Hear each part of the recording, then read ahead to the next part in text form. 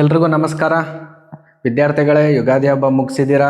So ಎಲ್ಲರೂ ಕೂಡ ನೀವು ಪ್ಲ್ಯಾನ್ ಮಾಡಿರ್ತೀರ ನೆಕ್ಸ್ಟ್ 25 to 30 ಡೇಸ್ ನಾನು CET ಪ್ರಿಪ್ರೇಷನ್ ಮಾಡಬೇಕು, ಕಡಿಮೆ ಸಮಯದಲ್ಲಿ ಅತಿ ಹೆಚ್ಚು ಆಗಿ ಅತಿ ಹೆಚ್ಚು ಅಂಕಗಳನ್ನ ಹೇಗೆ ಪಡ್ಕೋಬೇಕು, ಇದೆಲ್ಲ ವಿಷಯದ ಬಗ್ಗೆ ನೀವು ಆಲ್ರೆಡಿ ತುಂಬ ವೀಡಿಯೋಸ್ ನೋಡಿರ್ತೀರ.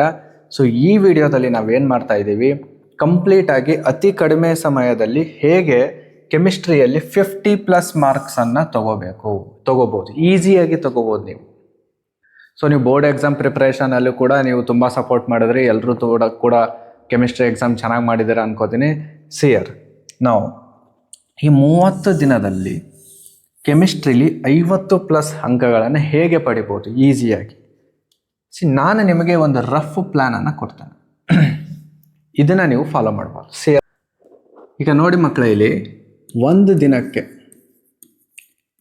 ದಿನಕ್ಕೆ ನೀವು 4 hours ಅಂದರೆ 4 ಗಂಟೆಗಳು ಕೆಮಿಸ್ಟ್ರಿಯನ್ನು ಓದಿದ್ರೆ ಈಸಿಯಾಗಿ ನೀವು ಸ್ಕೋರ್ ಮಾಡ್ಬೋದು. ಸೊ ಒಂದು ದಿನಕ್ಕೆ 4 ಗಂಟೆ ಓದ್ತೀರಾ ಅಂದ್ಕೊಳ್ಳೋಣ. ಸೊ ಟೋಟಲ್ ನಮ್ಗೆ ಇನ್ನೆಷ್ಟು ದಿನ ಇದೆ, 30 ದಿನ ಇದೆ. ಸೊ 30 ದಿನ ಅಂದರೆ ಟೋಟಲ್ ಎಷ್ಟು ಅವರ್ಸ್ ಆಯಿತು, 120 hours. ನಮ್ಗೆ ಎಷ್ಟು ಮಾರ್ಕ್ಸ್ ಬೇಕಿರೋದು, ಸಿಯರ್ 50 ಅಂಕಗಳು ಬೇಕು. ಸೊ 50 ಮಾರ್ಕ್ಸ್ ಬೇಕಿರೋದು. ಅಂದರೆ ಒಂದು ಪ್ರಶ್ನೆಗೆ ಎಷ್ಟು ಬಂತು ಇಲ್ಲಿ,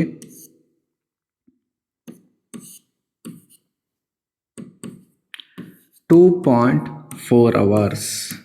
ಅಂದರೆ ಒಂದು ಮಾರ್ಕಿಗೆ ನಿಮಗೆ ಎಷ್ಟು ಅವರ್ಸ್ ಬೇಕು, 2.4 ಅವರ್ಸನ್ನು ನೀವು ಡೆಡಿಕೇಟ್ ಮಾಡಿದ್ರೆ ಈಸಿಯಾಗಿ ಬರುತ್ತೆ.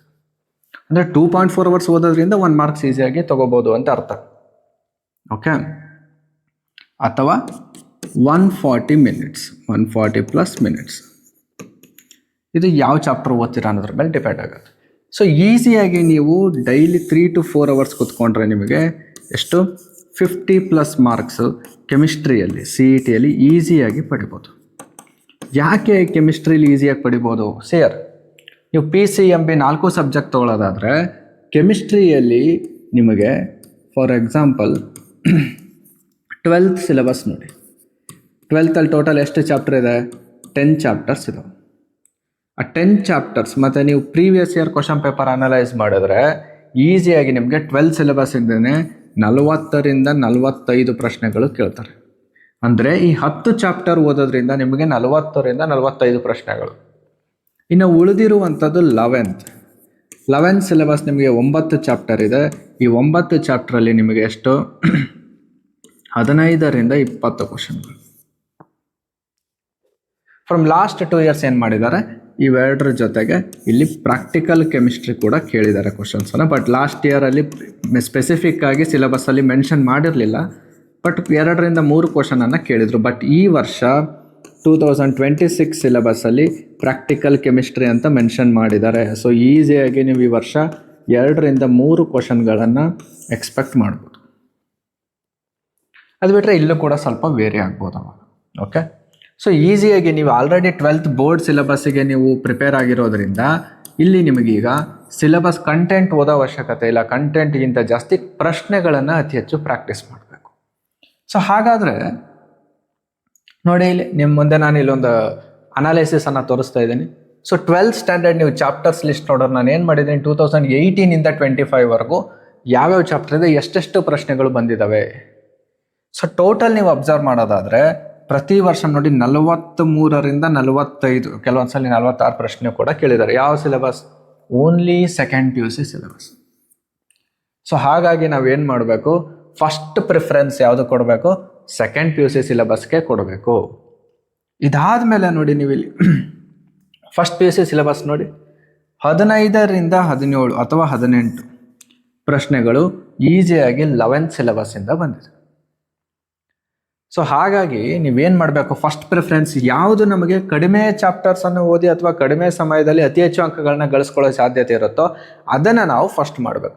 ಈಗ ನಾನು ಓದೋದಕ್ಕೆ ಹೇಳಿದೆ ಅಂತ ನೀವು ಯಾವುದಾದ್ರೂ ಒಂದು ಚಾಪ್ಟರನ್ನು ಓದ್ತೀರ, ಬಟ್ ಆ ಚಾಪ್ಟ್ರಲ್ಲಿ ಯಾವ ಟಾಪಿಕ್ಕಿಗೆ ಅತಿ ಹೆಚ್ಚು ಇಂಪಾರ್ಟೆನ್ಸ್ ಕೊಟ್ಟಿದ್ದಾರೆ ಅದು ಕೂಡ ನಮಗೆ ಗೊತ್ತಿರಬೇಕು. ಯಾಕಂದರೆ ಕಡಿಮೆ ಸಮಯ ಇರೋದ್ರಿಂದ ನಾವು ಒಂದು ಕಡೆಯಿಂದ ಓದ್ಕೊಂಡು ಬರ್ತೀವಿ ಅಂದರೆ ತುಂಬ ಸಮಯ ಏನಾಗುತ್ತೆ, ವ್ಯರ್ಥ ಆಗುತ್ತೆ. ಹಾಗಾಗಿ ನೋಡಿ ನಾನು ಏನು ಮಾಡಿದ್ದೀನಿ, ಸೊಲ್ಯೂಷನ್ ಚಾಪ್ಟರ್ ಒಂದು ಎಕ್ಸಾಂಪಲ್ ತೋರಿಸಿದ್ದೀನಿ. ಸೊಲ್ಯೂಷನ್ ಚಾಪ್ಟರ್ 2015ಇಂದ 25ವರೆಗೂ ಟಾಪಿಕ್ ಲಿಸ್ಟ್ ಮಾಡಿದ್ದೀನಿ. NCERTಲಿ ಏನಿದೆ ನಿಮ್ಮ ಟೆಕ್ಸ್ಟ್ ಬುಕ್ಕಲ್ಲಿ ಅದೇ ಟಾಪಿಕ್ ಲಿಸ್ಟ್.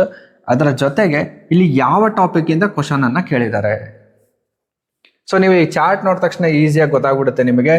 ಜಾಸ್ತಿ ತುಂಬ ಪ್ರಶ್ನೆಗಳು ಎಲ್ಲಿಂದ ಬಂದಿರೋದು, colligative properties. So first preference ಈ ಚಾಪ್ಟರ್ನ ಎತ್ಕೊಂಡು ನೀವು ಓದಬೇಕಾದ್ರೆ ಫಸ್ಟ್ ಪ್ರಿಫರೆನ್ಸ್ ಯಾವುದು ಕೊಡಬೇಕು, ಕೊಲಿಗೇಟಿವ್ ಪ್ರಾಪರ್ಟೀಸ್. ಅಲ್ಲಿರುವಂಥ ಫಾರ್ಮುಲಾಗಳು, ಅಲ್ಲಿರುವಂಥ ಪ್ರಾಬ್ಲಮ್ಸ್, ಅದ್ರ ಮೇಲೆ ಇರುವಂಥ ಪ್ರಾಬ್ಲಮ್ಸನ್ನು ನೀವು ಅತಿ ಹೆಚ್ಚು ಪ್ರಾಕ್ಟೀಸ್ ಮಾಡಬೇಕು. ಇದಾದಮೇಲೆ ನೆಕ್ಸ್ಟ್ ಯಾವುದಿದೆ, vapour pressure of liquid solution. ಇಲ್ಲೂ ಕೂಡ ಪ್ರಶ್ನೆಗಳು ಕೇಳಿದ್ದಾರೆ. ಆಮೇಲೆ ಹೆನ್ರಿಸ್ ಲಾ, ಸಾಲ್ಯುಬಿಲಿಟಿ ಮೇಲೆ ಕೂಡ ಪ್ರಶ್ನೆಗಳನ್ನು ಕೇಳಿದ್ದಾರೆ. ಅಂದರೆ ಒಂದು ಚಾಪ್ಟರ್ ಓದಬೇಕಾದ್ರೆ ನೀವು ಫಸ್ಟಿಂದ ಓದ್ಕೊಂಬರ್ಬೇಕಾದ್ರೆ ಇಲ್ಲಿ ಫಸ್ಟ್ ಇಂಟ್ರೆಸ್ಟ್ ಇರುತ್ತೆ, ಆಮೇಲೆ ಬರ್ತಾ ಬರ್ತಾ ಕಡಿಮೆ ಆಗ್ಬಿಡುತ್ತೆ, ಆಮೇಲೆ ಬೋರ್ ಆಗುತ್ತೆ. ಸೊ ಹಾಗೆ ಮಾಡೋಕ್ಕೆ ಹೋಗ್ಬಾರ್ದು. ಆ ಚಾಪ್ಟರನ್ನು ಅನಾಲಿಸಿಸ್ ಮಾಡಿ ಅಲ್ಲಿ ನಿಮಗೆ ಯಾವ ಪಾರ್ಟ್ ತುಂಬ ಇಂಪಾರ್ಟೆಂಟ್ ಅಥವಾ ಯಾವ ಪಾರ್ಟಿಂದ ಅತಿ ಹೆಚ್ಚು ಪ್ರಶ್ನೆಗಳು ಕೇಳಿದ್ದಾರೆ ಅದಕ್ಕೆ ಫಸ್ಟ್ ಪ್ರಿಫರೆನ್ಸ್ ಕೊಟ್ಟು ನೆಕ್ಸ್ಟ್ ಉಳಿದಿದ್ದನ್ನು ನೀವು ಓದಬೇಕಾಗತ್ತೆ. ಆವಾಗ ತುಂಬ ಕಡಿಮೆ ಸಮಯದಲ್ಲಿ ಈಸಿಯಾಗಿ ನಿಮ್ಮ ಕ್ವಾಲಿಟಿ ಪ್ರಾಡಕ್ಟ್ ಕೂಡ ಹೊರಗೆ ಬರುತ್ತೆ. ಅಂದರೆ ನೀವು ಅತಿ ಹೆಚ್ಚು ಪ್ರಶ್ನೆಗಳನ್ನು ಓದ್ಬೋದು.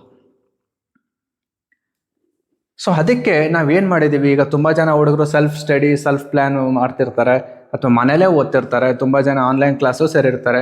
ನೀವು ಏನು ಮಾಡ್ಬೋದು, ನಿಮಗೆಲ್ಲ ನಾವು ಕೂಡ ಒಂದು ರಫ್ ಐಡಿಯಾ ಹಾಕಿದ್ದೀವಿ. ಸೊಲ್ಯೂಷನ್ ಫಸ್ಟ್ ಅಪ್ ಟು 13ನೇ ತಾರೀಕುವರೆಗೂ ನೀವು ಸೆಕೆಂಡ್ ಇಯರ್ ಸಿಲೆಬಸ್ಸನ್ನೇ ನೀಟಾಗಿ ಓದಿ ಅದನ್ನು ಪ್ರಾಕ್ಟೀಸ್ ಮಾಡಿದ್ರೆ ಈಸಿಯಾಗಿ ನೀವು ಸ್ಕೋರ್ ಮಾಡ್ಬೋದು. ಸೊ ಏನು ಮಾಡಿದ್ದೀನಿ, ಒಂದೊಂದು ಚಾಪ್ಟರ್ಗೆ ನಾನು 3 days, ಯಾವುದಾದ್ರು ಚಾಪ್ಟರ್ಗೆ 2 days ಮುಗಿಯುತ್ತೆ, 2 days, 3 days ಆದರೆ 3 days. ಸೊ ಅಂದರೆ ಡೀಟೇಲ್ ಆಗಿ ಅವೆಲ್ಲ ಇಂಪಾರ್ಟೆಂಟ್ ಚಾಪ್ಟರ್ಸ್, ಅತಿ ಹೆಚ್ಚು ಪ್ರಶ್ನೆಗಳನ್ನು ಕೇಳಿರುವಂಥ ಚಾಪ್ಟರ್ಸ್. ಸೊ ಈ ಚಾಪ್ಟರ್ಸನ್ನು ಈ ರೀತಿ ನೀವು ಒಂದು ಶೆಡ್ಯೂಲ್ ಹಾಕೊಂಡು ಓದಿದ್ರೆ, ಇಲ್ಲಿ ಲಾಸ್ಟಲ್ಲಿ ನೋಡಿ ಪ್ರಾಕ್ಟಿಕಲ್ ಕೆಮಿಸ್ಟ್ರಿ. ಸೊ ಈ ವರ್ಷ ಒಂದು ಸ್ಪೆಸಿಫಿಕಲಿ ಸಿಲೆಬಸಲ್ಲಿ ಕೊಟ್ಟಿರೋದ್ರಿಂದ ಈಸಿಯಾಗಿ 2ರಿಂದ 3 ಪ್ರಶ್ನೆಗಳನ್ನು ನೀವು ಎಕ್ಸ್ಪೆಕ್ಟ್ ಮಾಡ್ಬೋದು, ನೀವೇನು ಪ್ರಾಕ್ಟಿಕಲ್ ಮಾಡಿದ್ರಲ್ಲ ಅಲ್ಲಿಂದ. ಸೊ ಇದಾದಮೇಲೆ ನೀವೇನು ಮಾಡಬೇಕು, 11th ಸಿಲೆಬಸ್ ಓದಬೇಕು. 11th ಸಿಲೆಬಸ್ಸಲ್ಲಿ ಏನು ಮಾಡಬೇಕು, ಇಲ್ಲಿ ನೀವು ಎಲ್ಲ ಚಾಪ್ಟರ್ ಓದೋದಲ್ಲ, ಯಾವುದಾದ್ರೂ 2ರಿಂದ 3 ಚಾಪ್ಟರ್ ತುಂಬ ಈಸಿ ಇದೆ.